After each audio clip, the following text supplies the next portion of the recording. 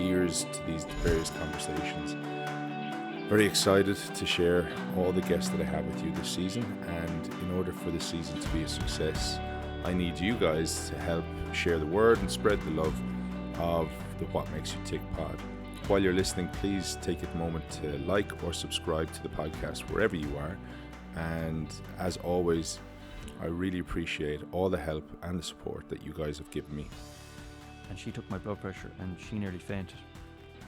She said, your heart is slowing down. It's been attacked. You're having a heart attack whether you know it or not. She said, you're not leaving this. You're not leaving the clinic unless you're going in an ambulance. So I convinced her that I would get a lift over, but as long as the lift came to the door and brought me over, and next thing I was in ICU for 15 days. They thought I had TB actually initially. They put me into an isolated room.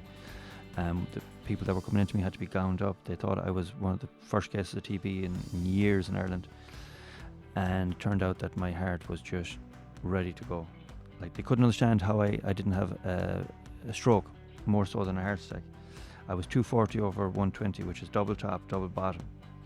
The girl that brought me over, who was my girlfriend at the time, she was a nurse, and she seen the chart or the letter, and she seen the 240 over 120. I can tell you now that the foot went down the pedal. She said she couldn't believe. She said, you shouldn't be alive.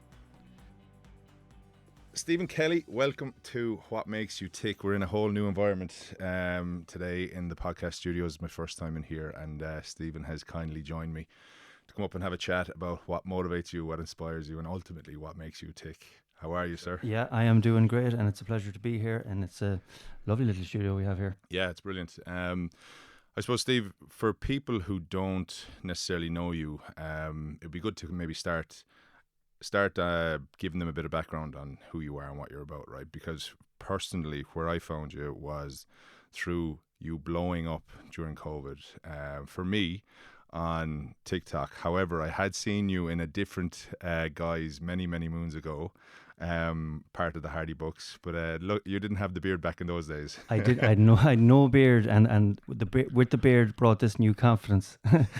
So you hide behind the beard, do you? I suppose my social base, or my social media base, would have been from the Hardy Books back in the days, and since 2007 actually. It seems like an eternity ago at this stage. And I was only a satellite character. Now, if I had had more time, and if I'd had known that the Hardy Books was going to be the phenomenon that it was, well, then I would have made more time. But I was a busy man. I had kids from an early age, and I was big in construction. I was working for my father. We had a big company, and if I'd had time, and if I'd known how big it was and how things were going to turn out, well, then I would have definitely made time for the Hardy Books. And then I sort of went away from it. Obviously, the Hardy Books finished up. It got season 4 seasons, and then it got a movie. After that, it went very quiet. So everyone just sort of drifted off and done their own thing.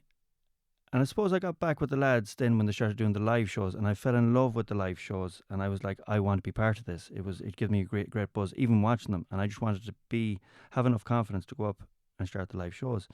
And I thought, after we done whatever amount of shows we done, I didn't want it to end. So myself and one of the other characters, French Josh O'Toole, whose real name is Peter Cassidy, said we'd make up a page.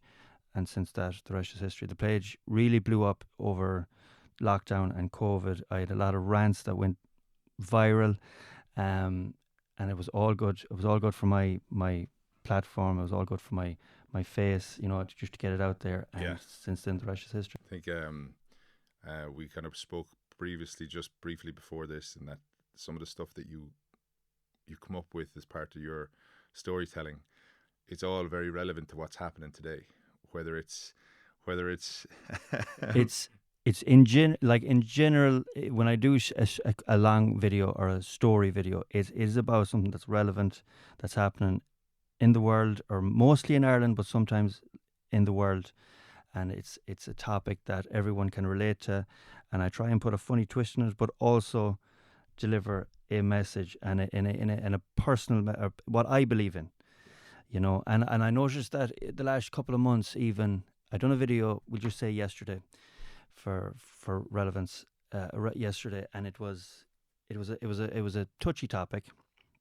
A lot of people wouldn't touch it, and I had noticed over the last month or two that I drifted away, and just sort of was looking for a fix from my social media pages, that just a quick fix, just to keep it going, something, drinking a pint and having a wink. And I was like, I need to get back to delivering a message again. And then I hit that one yesterday. Yeah. So- It was brilliant. We'll put it in the show notes and stuff. We won't give it all away now, Yeah, right? yeah, But yeah. let's talk about comedy, all right? Because it's an art, right? It's Oh, it really is, yeah. without a doubt. It's I've met some various comedians over the years, and I think from that part of art, you're so intelligent, right? Because I think there's an unbelievable intelligence to bring it from Mhm. a seriousness Mhm. to a bit of lightheartedness, to a Mhm. bit of jest that we can then just kind of like we don't have to take life so Mm-hmm. seriously all the time, you know. How did you find your way into comedy, and like where did it all begin for you? Well, I literally grew up with the most intelligent and funny characters. Like my friends, my family, even there was some, I would say, poets. You know, in a different era, in a different world, they would have been poets, but they were mad. They were mad bastards as well. And same with my You friends. don't have to hold back. Yeah, here. okay, You that's can go fine. get stuck in. So, the likes of Peter Cassidy, the likes of Martin Maloney, the likes of Owen Colligan, you know, in my later teens, growing up with them, even my family, my Uncle Tom, my father, all my uncles, my Uncle Martin, they were all characters. They were all poetic. They mightn't have stayed in school too long, but there's a difference between educated and intelligent, you know, and I think So people what's the difference forget in that. your eyes? I much prefer an intelligent person, you know, to be intelligent, to be streetwise, to have a bit of know-how in You in can your be head. book smart, but not street smart. Exactly. Yeah. And street smart will always, in my opinion, get you a hell of a lot further in life. And you're right about comedy. You need a certain intelligence. In fact, you need above average intelligence to bring a touchy subject, or a subject that other people might take up offense, and turn that into something that you get. It's funny, but still there is a message delivered there. And the Irish people have just a way of doing that. Irish comedians have a very brilliant way of doing that. Did you look up to anybody as a comedian? Was there anybody that stood out to you? Because from looking at your work on Hardy Books, and with 3 books left, like you all seem to be mates before you comedians. Oh, 100%. And do you know what? If you turned around to some of the lads and you said they were comedians, they'd say, no, I'm not. I'm an entertainer. Entertain first, and then, you know, and I'd be of the same ilk myself. Entertain first, and if you want to be branded a comedian, good and well. But you need a little bit of madness with all your intelligence and with all your funniness. You need a little bit of madness to go with it, and they just have it in abundance. We just have a group of people that had that abundance. Did I look up to anyone? I've been asked that a few times, and I can't say there's one comedian that I say I base myself on him. Now, A bit of everything. a bit of everything. Yeah, more so my friends, more so Martin, Peter, Owen. You know, the likes of that. Even Kevin McGarhan, when he joined the Hardy Bucks, I thought he was brilliant. Now, if there was one comedian that stands out in the mainstream, or what would have been the mainstream years ago, is Tommy Tiernan. I think he's brilliant. Amazing. He's world class. I think he's up there with all the best. Yeah, I think he's his delivery of just watching. I've never seen him live, unfortunately, not yet. But even the way he's transitioned now into the serious kind of topic and conversation with some of these guests on TV, it's an interesting way of doing things, isn't it? Not knowing who's coming on, and then still trying to have a bit of fun with it. It's a brilliant way of doing it. And Tom, like, you can see in his eyes that he's constantly thinking. Whether it comes out of his mouth is another thing, but he has that, and you can see that wry smile as well. We worked with him a little bit in the Hardy Bucks, and there's a funny story to go with the Hardy Bucks as well. When he was working in it, he agreed to do the Hardy Bucks as a priest after swearing that he'd never do a priest after Father Ted again. But he said in one condition, that they don't use his name to advertise the Hardy Bucks. Just put him on, and when it goes on, good and well, it'll be a big shock to everyone. But we done the scene for a few days in a graveyard, and someone came home from America to go visit whatever graveyard they were, and they weren't allowed in. They went nuts. They rang all the radio stations. Joe Duffy, Radio Midwest, councillors got involved. Of course, Tommy Tiernan was the main fella there, and of course he had to come on national radio and Midwest to address it. So it couldn't have worked any better Yeah, for the Hardy yeah, Boys, but yeah. it couldn't have worked any You worse guys for him. you didn't promote it. It was none of your doing. Exactly. So born and bred in Mayo, right? Yeah. Give us a sense of growing up in Mayo, right? Because listen, people will be listening to this from all parts of the country and particularly and parts of the world, right? Mm-hmm. So let's just give them a bit of a sense of what it was like growing up. Like, what was your family like? What was the schools like? Where did Very like I came from. My mother was so down to earth, put food on the table, get nice clothes, go to school, get an education. She worked in a factory. My father was a plasterer, so had a tough life until the boom. And he was like his whole family. They called them the Mad Kellys, and they didn't call them Mad Kellys for nothing. There was, but all beautiful characters, beautiful, charismatic, a lot of charisma.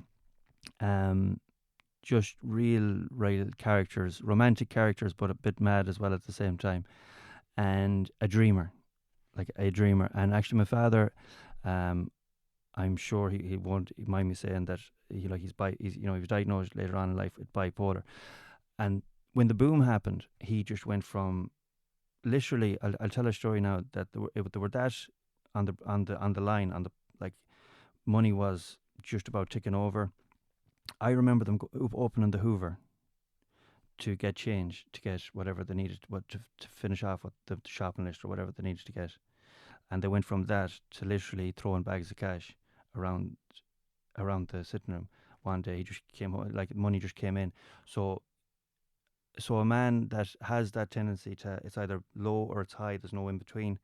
So it just went nuts, and it went nuts for 10 years until the boom happened again, and then there was a massive slump. So it's constantly up and down, up and down. But for me growing up, I had such a brilliant childhood, really did. Like, I mean, I've two sisters, no brothers, but I had an uncle who lived a few, like literally 500 meters away, that was only 3 years older than me. So he was like a brother to me. So yeah. good pals. Yeah, we grew up as best friends and as uncles, and we grew up together thick as thieves, and we had a really good moral upbringing. And Mayo was just this place where it's nice, everyone ticks along, you do what you need to do. It's a vast county, third biggest county in Ireland, but it has this vast centre that is just pure wilderness.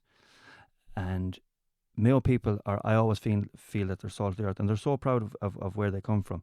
But I also feel that, I'll give you an example. Obviously, we have a Mayo football team, GAA team, and they have this thing where we've gone to so many All-Irelands over the years, and we haven't won since 1951. And we've had so many brilliant teams, but we just can't cross the line. It feels like Mayo people are always 2 points down before they even start. Or we feel, not that people make us feel. Is like their that, mindset is just that little bit that we have to, we give that little bit for us to do before we're before we're even in the game. Wow. So we're always trying that little bit, probably too hard at times. Okay. If that makes sense. Yeah. So yeah, we will always try and give that extra 10-15% to get it up to what we think is 100% in other people's. So it's just a thing we have. It's interesting, isn't it? So there's nearly, you're starting from the behind the goal line already, before you even get into a room in your mind. Yeah. But more often than not, you're the ones who stand out, who succeed, who actually come good, right? Yeah. Is that because there's a point to prove? 1,000%. Yeah. We have this thing that we're coming from the West. We have a point to prove. That can be said as well for even Sligo, Leitrim, Sligo. Galway have that little bit of panache about them. Going up to Galway, they have the city. They have that. G4. Something like that. And but yeah, West of Ireland people just have that little bit of a point to prove. I find it from Limerick, it's ghastly. Living in Dublin, I get slagged that I'm from Limerick, and then living in Limerick, I get slagged because I'm living in Dublin. Right? So there's no winning, right? No, absolutely not. Not when it comes to the cities. But so tell me, when you were growing up, so it was yourself and your two sisters. What was it like? What was school like in for you growing up? Because you talk about being intelligent and then being what did we say? Intelligent and being educated. And educated. Where were you in the schooling front? I was intelligent, and I don't want to sound like a big head. I was very intelligent. I could have, if I had set my mind to it, I could have been anything I wanted to be. And I had a good schooling, and I had good results all the way up until third year. And the problem what happened in third year is I was also a bit of a devil as well, and loved the crack. Even though I was quiet in secondary school, I went out working with my father after the junior cert. Got a great junior cert. Always got good grades without even trying. That was the thing. I didn't try. I had it, and that was it. Went out. It's like a skill in sport, isn't Yeah, it? Like you either have it or you don't. Yeah, yeah. Some people have to study real hard. Some people work hard at it. Some people are just have it. So if I had had the work ethic I have now back then, well, then things might have been different. But I wouldn't have changed. I wouldn't have changed. I wouldn't change anything. I went out working, making cash, making cash then that probably some people aren't making now a week. Do you know, it was just crazy. But the boom was booming. Yeah. I was working for my father, getting this money, and after that, I didn't know he'd done school. Like you couldn't have dragged luck. wild horses couldn't have dragged me in. silver away. Yeah, yeah, and I just literally give up. There's a brilliant story about me and Martin Maloney, and we've told it so many times, and Martin has told it so many times in different podcasts as well, where we go scheming every day for 3 months. Like I left school for 3 months. Just scheming. Just gone. Gone to Martin Maloney. During the school season. Like? During the school season, yeah. How did Like you get away with that? because my father was always gone before 8. My mother left at 7:30. They didn't come back until 5 o'clock. So, and we were in the country. So, uh, I just knew the routine that they had, and I just was able to. Is there, Sometimes I'd get dressed up and say, "Oh, good night, I'm off school now," and just head into Martin's. Stay there for 3 months. When we got caught, yeah, okay. when we 'cause got, it couldn't last forever. I Right? couldn't last forever. When we got caught, we got cocky. Myself and Martin got cocky. We went. Now I schemed more days than him. He had the odd day. We went up the woods behind Swinford town, and it's behind the school, and it's big enough woods. And there was this bell that goes ding dong to give you like it's 5 to 4. It's nearly time to finish up or start packing up. So we heard the bell and we got a little bit complacent. We said, you know what, we'll just head off. We'll head back home. And for some strange reason, the teachers that we'd had were meant to have had previously, or Martin was meant to have had previously, just passed by in the car. So he'd obviously left a little bit early too. And he never said a word then, but himself and the principal were waiting at the gates for the two of us the next morning. And because you'd have to pass the school to get by it, we couldn't get past the school. And they brought us in. And after that, then they brought me to teachers, and the teachers didn't even know I was in their class. You know, do you realise that this fella has missed? They were like, Who is this guy? Mr. I remember Mr. Kitchen, Lord of Mercy, he's dead now. He looked at me, he was like, he'd never seen me in his entire life. That's unbelievable. And what class was that? That was geography. Even though I loved geography, I loved history, and I loved geography. Did you? Oh, I used to go home and read. Do you know what? The funny thing is, I spend most of my day actually reading my own book. No way. Yeah, I'd read history books and geography books on my own.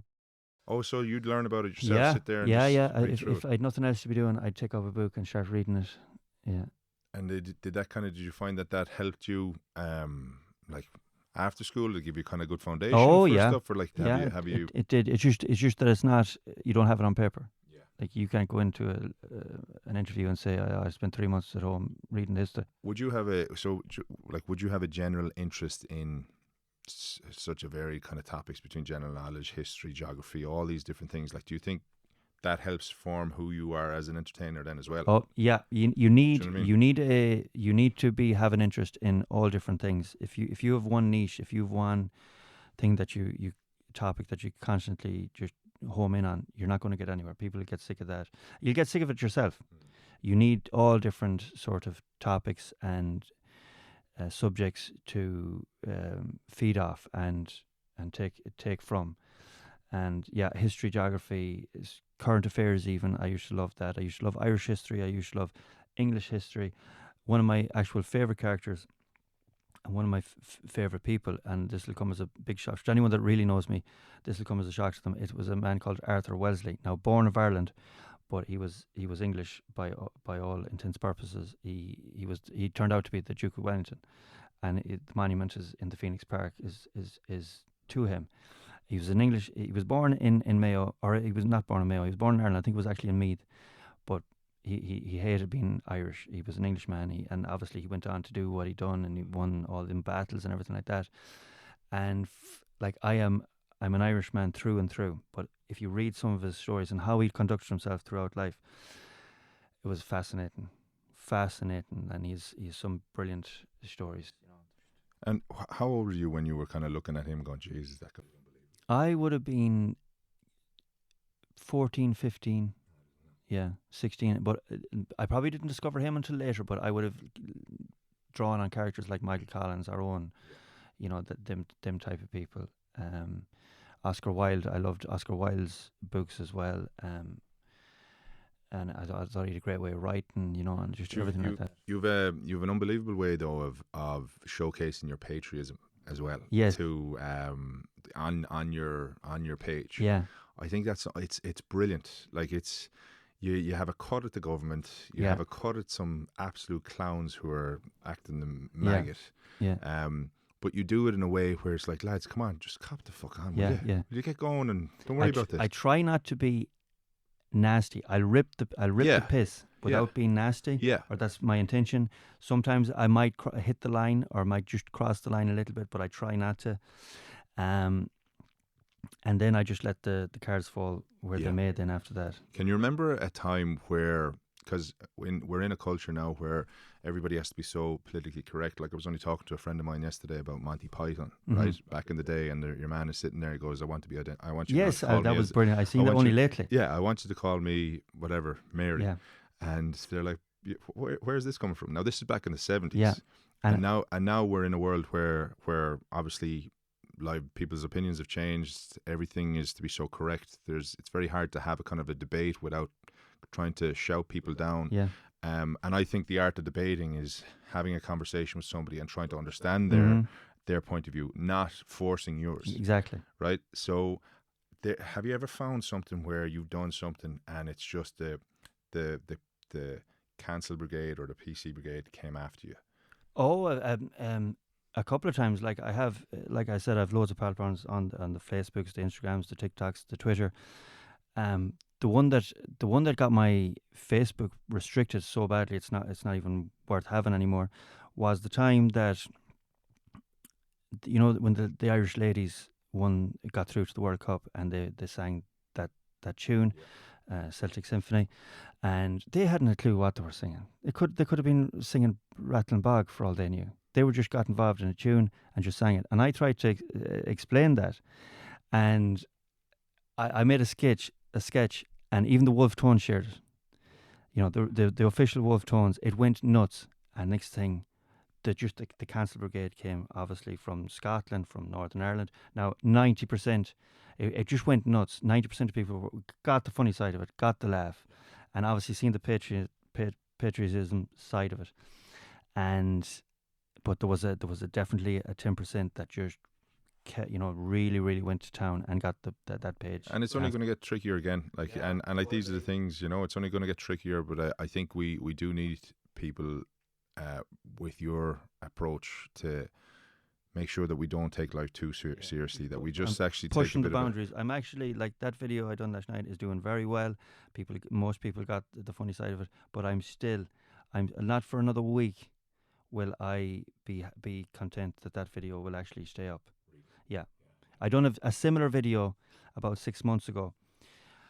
Maybe not as it was clever, but it was at the ending was probably a little bit rough, and that's what probably got it taken down. But it was a brilliant video as well, if I do say so myself.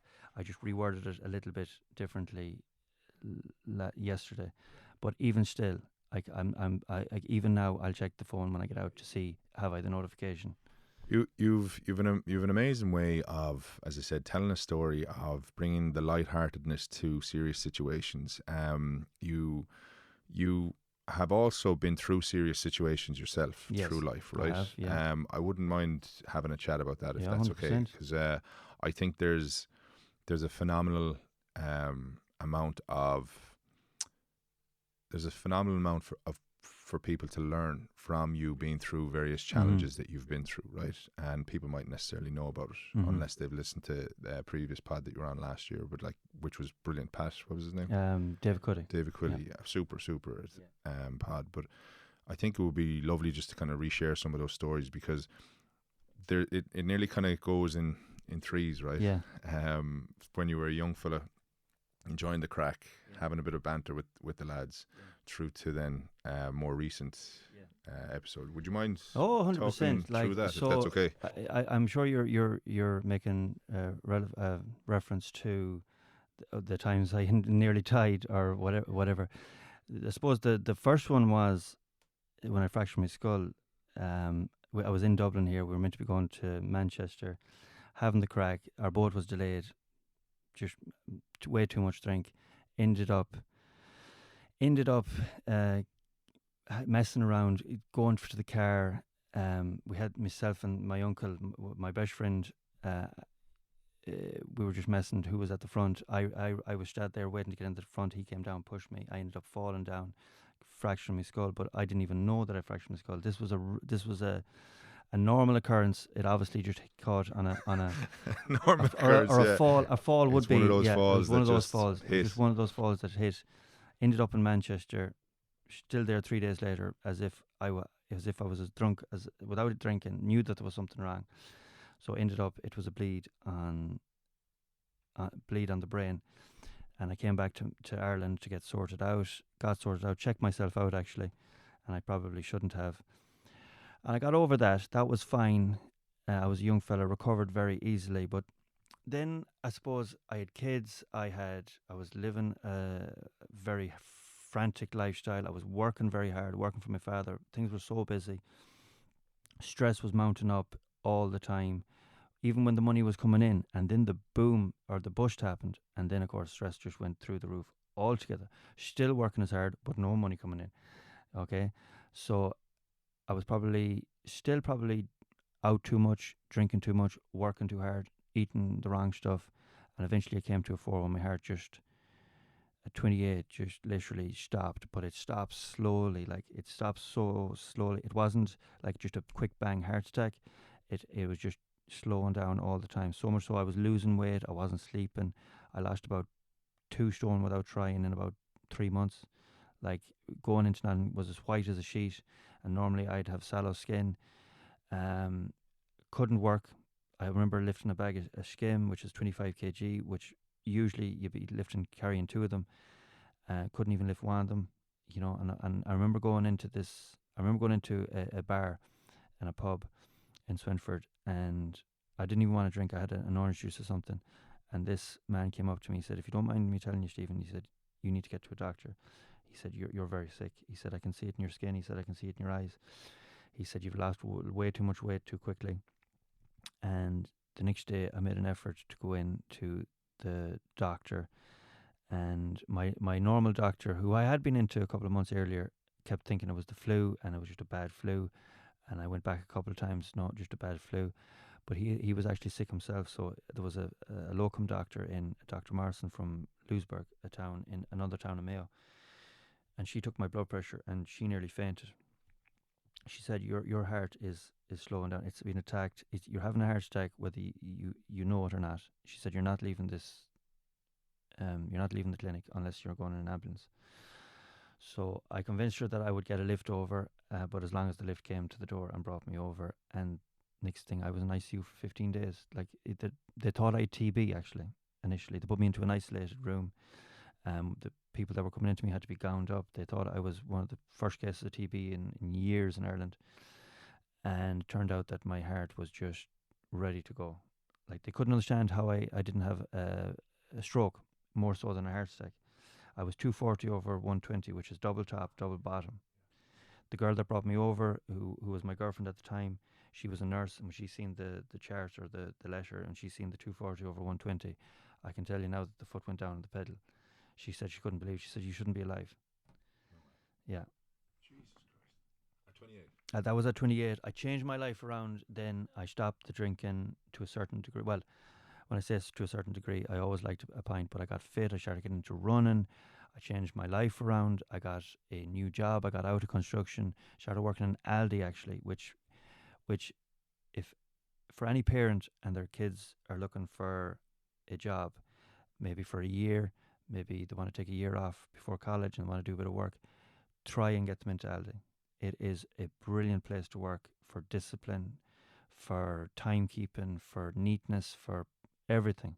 It's a great learning. It's a great learning centre. And you're coming from a world where you were like your own boss Yeah, nearly, exactly. running a business. Yeah. And then the let's just take it back a second there, because you're after running a business through the boom, Yeah. where you've gone from one element of constant highs for Yeah. nearly a decade, Yeah. through to unbelievable loss, Low, right, yeah. and lows. Going from So you're going 42 men down to barely not having enough work for yourself. Yeah. So money's coming in, no problem. We're heroes. Now all of a sudden there's no money. Yeah.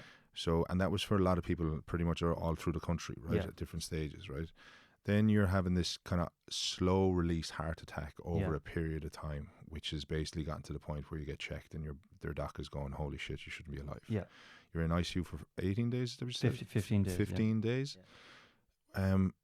28, you should be the fittest Yeah. in your prime, Yeah. In your prime. you know?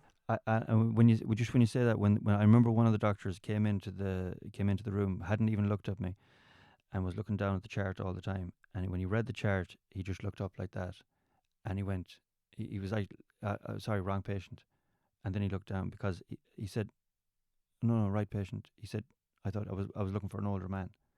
With my readings, he said he was looking for a man in his 70s, 80s. So cut to your rehab and recovery then, because I'm sure that was a massive challenge. Yeah, right. It was a challenge, and this is the bit where I want people to take a lesson from. I couldn't run the length of myself before my heart scare, and when I started, it was so difficult.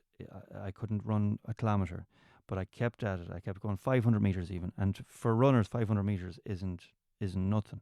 It's the length of a football field. I could not run that, and I got to 500 metres, and then I spent days and days. Kept going to 500 metres. Then I kept going to 750 metres. Then to a kilometre. Then I kept at the kilometre for ages. And I mean, I was putting myself through torture to even do this, but I got through it. I got to 3 kilometres. That was grand. I got to 5 kilometres eventually, and I kept at 5 kilometres for a long time. Kept getting faster and faster. Then I'd go up. Then I went straight from 5 to 10, and then I went from 10 to doing ultramarathons. But it takes time, and keep at it. If you think you can't do it again. Do it again, because it's so beneficial to you in the long run. The consistency, you have to keep at it. Do not fall if you fall at the first hurdle, get up, start again, and again and again and again, because you're bettering yourself. 100%. And you then you ended up going from not able to run 500 meters to running pretty much across the country. Did myself You and know, French. you raised a load of money. Yeah. And now, was that prior to No. or after the third? That was after the third life-threatening incident. Comes in threes, boy. I got to 31. I was in a different relationship. I was working in Aldi. I was having a great life. I had sorted myself out. The drinking wasn't so much, to a point. And then I suppose I kept getting fitter and fitter. I was doing 10k races or 10k runs, and then I eventually got up to a 10k race, and that was fantastic. Felt great.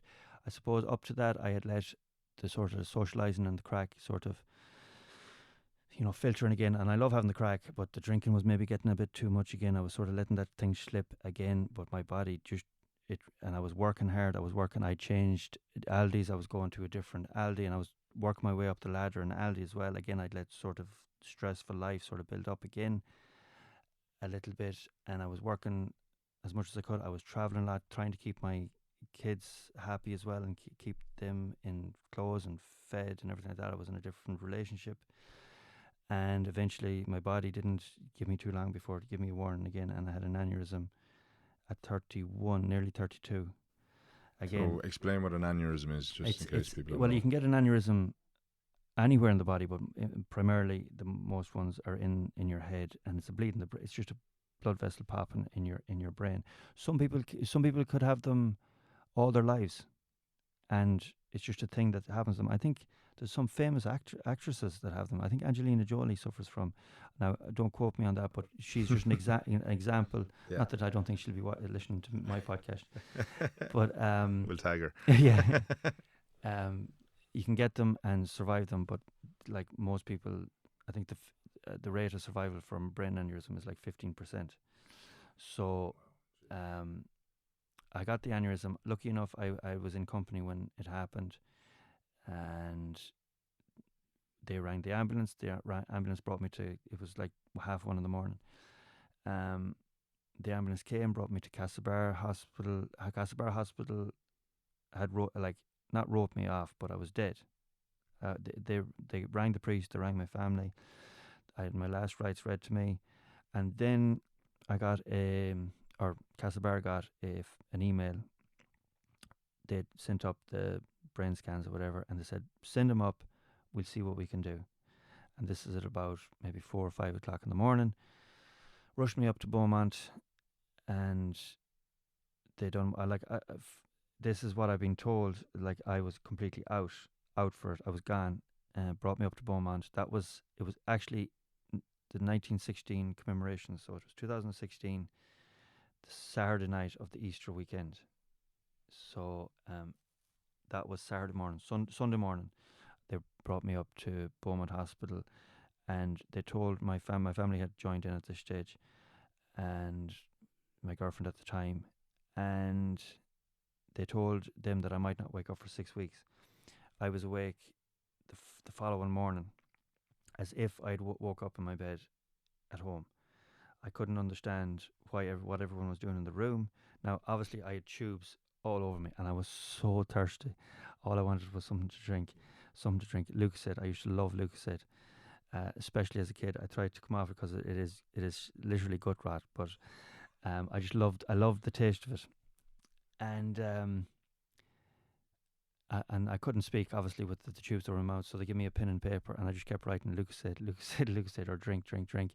And then I wrote, did Saoirse get to Mass? My daughter was meant to be serving that Sunday morning, and I was meant to bring her. And I couldn't understand why they wouldn't let me bring her. Like, in my head, I was like, why won't you let me out of the bed? Yeah, my God. To bring her. All out of it. Yeah. Completely out of it. Yeah. But I woke up. I woke up so quickly because I had probably so many things to do. Do you think? Yeah, 100%. My mind was running. I needed to do this. I needed to do that.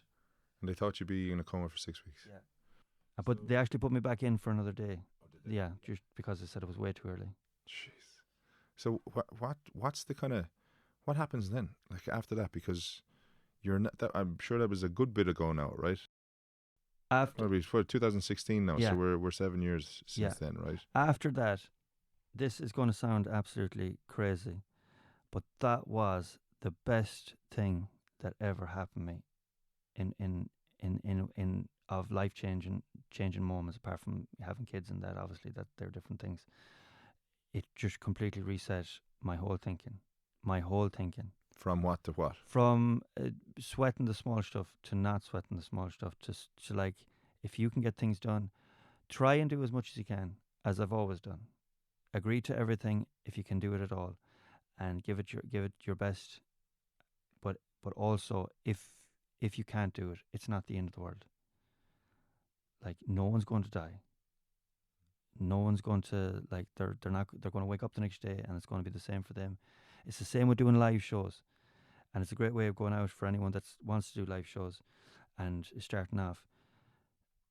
You're going to wake up in the morning, you're still going to be alive, you're still going to have to put food on the table, you're still going to have your family, your friends. Nothing's going to change. If you have a bad night, nothing's going to change. It's only going to be okay.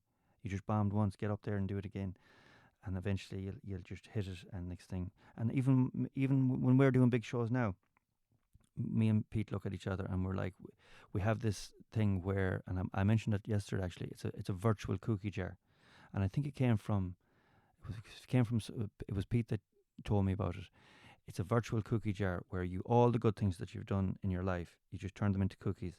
You put them into the jar, and when you need a bit of motivation, you open the cookie jar and you start taking out all them cookies, and you start virtually eating them, and all the good things that you've done in your life. So if this doesn't work, so be it. All the good things that you look at, all the good things that you've done in your life, and 9 times out of 10, everything is going to work out perfectly anyway. So, and then that's another cookie jar. It's a really interesting way of looking at it, isn't it? Because you literally had life throw everything at you physically, like in terms of it could have been taken away from you like that, right? You're sitting here and you have a smile on your face. You're having a cut at life still. You have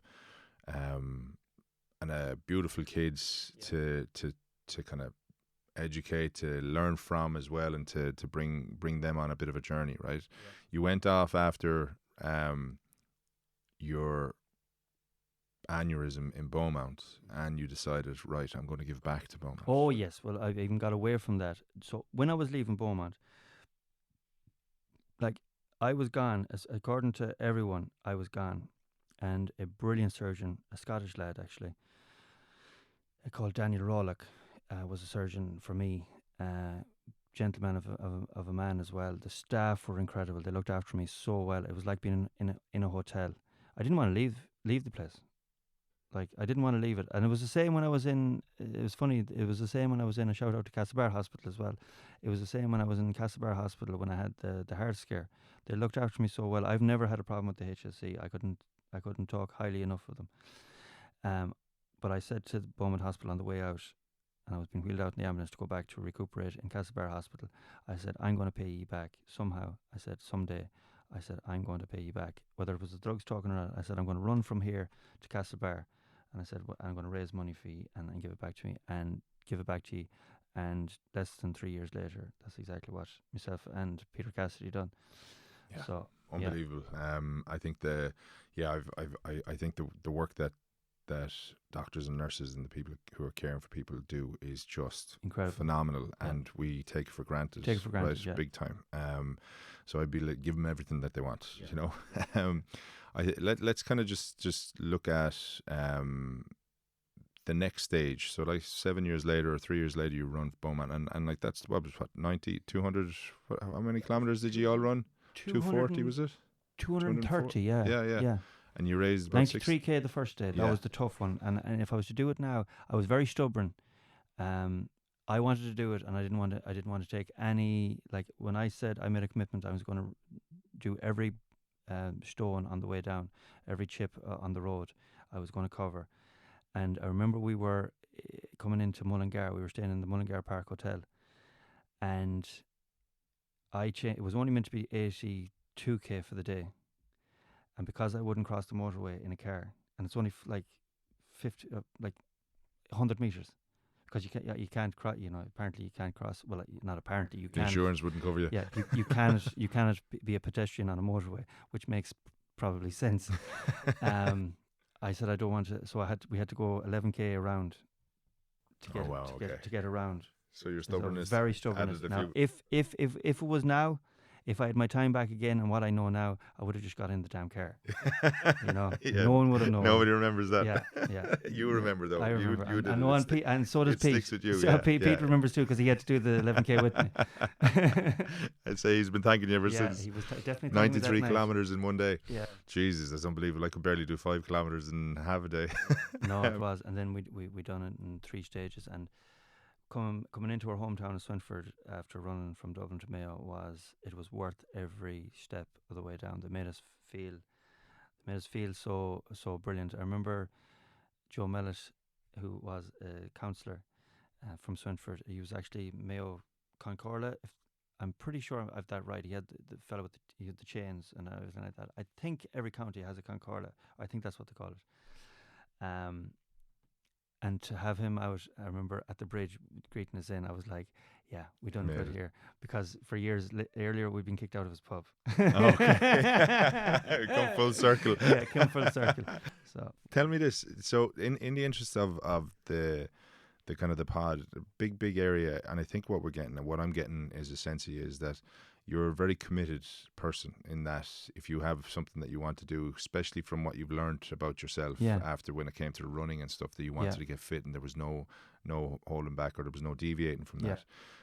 What if you were to describe yourself, like what is it that you believe inspires you or motivates you, and ultimately, like what is it that makes you tick? It's just to for myself. I want to keep improving myself. I want to keep pushing myself. I want to get better and better and better. I also want to prove and leave a legacy for my kids. That's another thing, an aspect. And I want to help people. I've been in the doldrums of being in bad form. I would never say depression. I don't think I suffered from depression, but I've been down, and I've been so down sometimes, and then I just to pick yourself up. And I'd hate to think that other people feel like that. I genuinely want people to be happy. I want to make people laugh. I want to encourage people. If people fail at the first time, I'm not going to be the one, because there is people out there that'll be like, ha ha, you know, you tried and you failed, you know, more fool you. I will keep giving you help out and keep going and keep, if that's what you want to do, keep doing it, and I'll be there to help you out if I can at all possible. And I just love helping people. I love making people laugh, and that makes me feel better. It's a selfish thing. I'm selfish like that as well. Well, I was going to say that to you, because like to make people laugh is a selfless thing, right? But if you're doing it because you know that it helps with your Yeah, it helps mental me health, as well. And you know? we do so many charity, do so many charity runs and shout outs for charity. But when we're doing charity runs and events, it's like a three-pronged thing. It's obviously I want to help out the charity, and I feel that the charity deserves it or it needs help. The second thing is just my own to keep myself physical. You can tell that I put on a bit of timber over the last couple of months because I haven't had a challenge. I'll pick a challenge up and I'll start trimming down again, and it's good for myself. And also the third thing, more importantly than the second thing, is it keeps me focused. It gives me a focus to keep going, to know that I'm doing good. It keeps me out of the pub, because it's very easy when you're doing tours and doing shows to get into this system or this of pints, and anyone who's seen our content or our shows will know that it's an element of it. So to try and give yourself a distraction from that, or even an excuse to say, listen guys, I'm training for a marathon, because people expect you to go drinking, and rightly so, because a lot of our content is about drinking pints and having the crack. And I was actually going to do like a thing here, actually, but I didn't get a minute to do it. I was going to get a can of Murphy's, a Beaver, and have a Guinness and get you to do a taste, but we might do that the next time. I think it's you talk about having a goal, right? I think I've found as well, having played sport and stuff, when you finish, you don't have a purpose to do things, right? And having a purpose gives you a sense of discipline and a sense of desire to kind of go, well, I've made a social contract with myself that I'm going to give it everything. So I'm only fucking blaming myself. I've only myself to blame if I don't do it. So can I look in my mirror and go, okay, you've given it everything, or do I look in the mirror going, you could have done better? Yeah. And you always want the former, I like that word, social contract. Yeah, so you can take that. It'll pop up in the video. We'll see where that pops up. Keep in tune. But when you have a purpose, and when you agree to do something, I think that's a great message to tell people who are finding things a little bit tricky now. Yeah. Because it's very easy to get into the darkness and to worry about what you don't have instead of actually focusing on what you do have. 100%. And when you commit to doing, when you agree to do something in your own head, when you sign the social contract, you have to stick to it. Don't go into it half-heartedly. Go in with a heart and half and keep going at it, and you will get knocks. It's not going to flow easy. If it was, well, then there wouldn't be much point doing it, and everyone would be doing it. But sometimes you have to push the boundaries to test yourself, to make yourself better. To make yourself better, you have to push your boundaries. You know, you're not going to improve. It's the same with running. It's the same with playing snooker. It's the same with playing GAA football. If you're it's like bad teams playing bad teams. You're not going to improve yourself. But if you keep playing the same, it's even with entertainment, right? Yeah, you have to push the boundaries a little bit. Push the boundaries. You know, and then because I find that it's when things are really, really tricky, that's when you really find out who you are, and where you're at. You know, so my kind of big learning from listening to you is that you've had a couple of tricky moments. Maybe the first time was in terms of the health side of things, you kind of took for granted. You're a young fella, I'll be grand, right? But the second and third time were a bit complete eye openers. Yeah. And now you have beautiful kids as well, as I Yeah. said earlier on. What kind of message do you want to leave to them, or what's your kind of message to them? Because I'm sure they don't want you going anywhere, right? So Oh, it's kind of, 100%. what would you say to them? What I want them to do is always try their best. No matter what they do in life, try your best. You don't have to be the best at everything, but you can be the best version of yourself. And I'd love them to hold a moral standard as well. I always like never look down on anyone unless you're helping them up. Simple as that. It's simple things like that that just mean so much in life. And walk through life with your head held high. I mean, you're no better or no worse than any other human being in this planet. It's as simple as that. And um, prince or pauper, we're all have value, and know your worth as well. Know your worth. Um, in life, that's something that I learned through time, was to know my worth. I always undersold myself, and that's a Mayo thing as well, and that sort of might explain what I was explaining at the start at the podcast. Never, like, know your worth.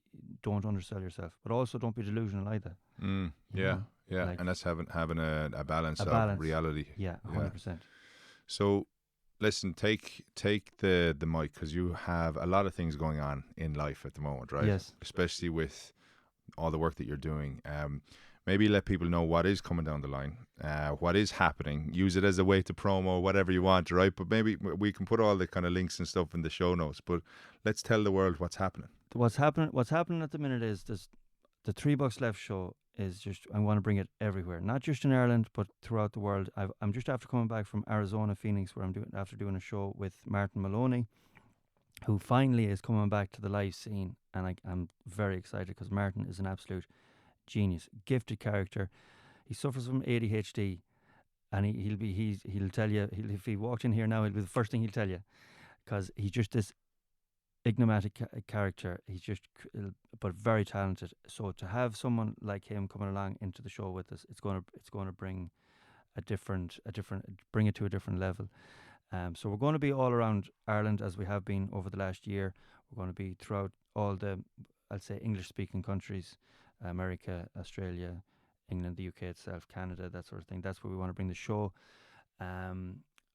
We've a couple of big venues coming up. We've the INEC in Killarney in August. We have the Shearwater in Galway. It's an 800-seater. Really looking forward to that one. I'm in Roscommon in June. That one is nearly sold out, as you can imagine, for anyone that listens to me.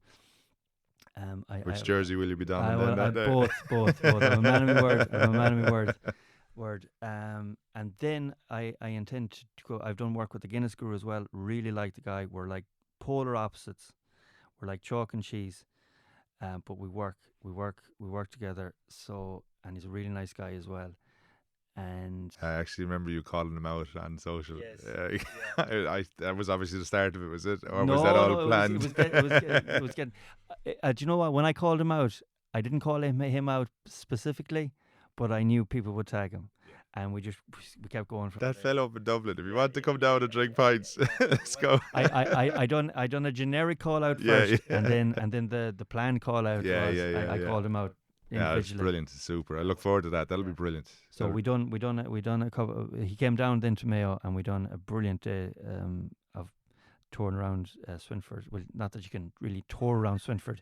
You throw a stone, you'll hit the other end into the bookies.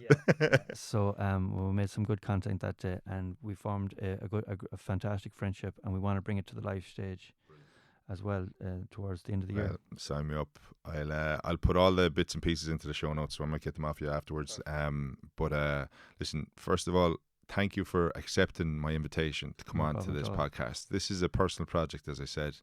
I'm learning from everybody that I'm talking to, and I'm so impressed with your attitude and what you do, and I really, really just enjoy all the kind of the content, the smartness with it all, but the realism in it. And I think for anybody who hasn't seen you, get onto your page, Stephen Cowboy Kelly, and 3 Bucks Left. 3 Bucks Left, yeah. And then just just keep doing what you're doing. I think your message today was brilliant, and I think there's a lot to be said for. We see the facade, and we see the character, right? But today I got to chat to the man, and I think that you've got so many layers to you that I'd love to continue talking to you, but we've only got a certain amount of time, right? 100%. But I feel like I could talk here till the cows come home. well, we might do it again someday. 100%. But listen, good luck with the tours. Good luck with everything that you're doing, and thank you so much for coming on to What Makes You Tick. It was my pleasure. Thank you very much.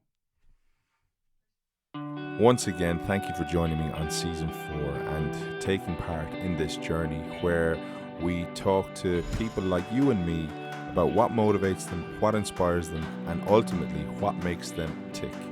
I've learned so much from the various conversations I've had, and I hope you can take something from this that you can apply to your life. That's why this podcast has been created. I'm very proud of it, and I'm very thankful for everybody who's joined me so far. Thank you all for listening.